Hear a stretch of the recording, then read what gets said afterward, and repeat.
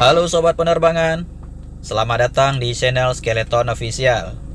Pada video kali ini kita akan coba membahas tentang isu yang sedang hangat di dunia penerbangan saat ini, yaitu ekspansi Transnusa menjadi calon penguasa baru maskapai LCC.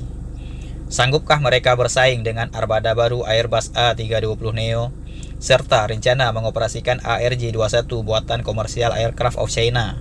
Lalu apa kelebihan ARJ21 sehingga dipilih oleh maskapai Transnusa menggantikan armada lama mereka yaitu ATR72?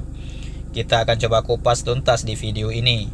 Namun, sebelum kita membahas itu semua, buat kamu yang baru menemukan channel ini, jangan lupa tekan tombol subscribe lalu aktifkan lonceng notifikasinya agar kamu tidak ketinggalan informasi setiap kali Skeleton Official update video terbaru.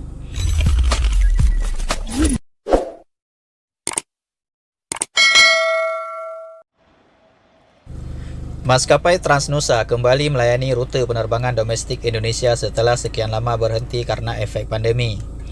Namun ada wajah baru ketika mereka kembali terbang. Ya, logo baru serta armada yang lebih baru sangat dinantikan oleh pencinta penerbangan.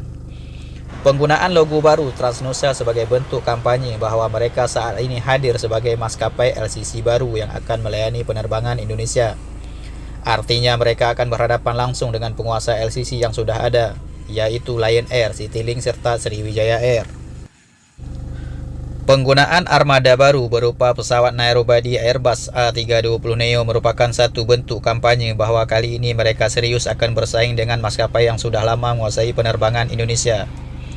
Penggunaan pesawat terbaru ini merupakan bentuk kampanye yang terbilang sangat tepat, mengingat pesawat ini merupakan pesawat narrowbody tercanggih saat ini.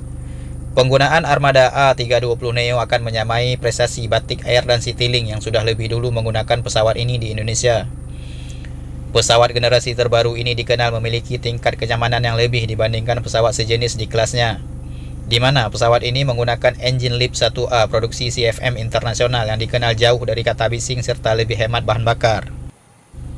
Sementara menurut Direktur Transnusa, Agustus 2022 mereka berencana mengoperasikan pesawat terbaru mereka menggantikan armada lama yaitu ARJ21700 buatan komersial Aircraft of China. COMAC telah mengajukan permohonan Type Certification atau TC pada Kementerian Perhubungan pada Januari 2022. Pesawat regional berkapasitas 78-90 penumpang ini telah digunakan oleh berbagai maskapai domestik Cina untuk penerbangan domestik dalam negeri Cina. Apabila benar mengoperasikan pesawat ini, maka Transnusa akan menjadi maskapai pertama pengguna ARJ21 di luar Cina.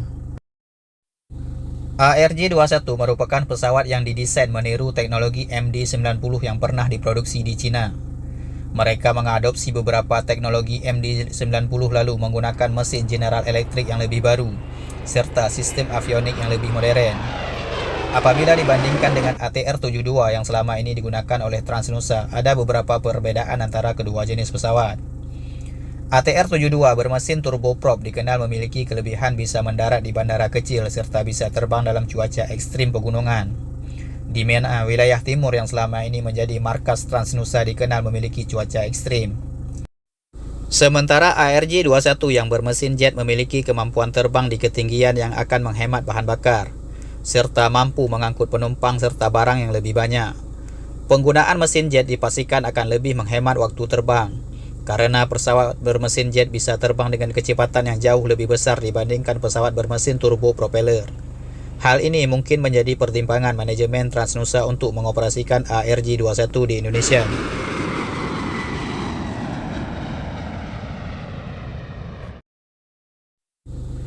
Produsen COMAC sendiri merupakan perusahaan penerbangan pemerintahan China yang saat ini menjadi penantang khusus Boeing dan Airbus. Mereka digadang-gadang akan mengganggu dominasi Boeing dan Airbus sebagai raksasa produsen dunia.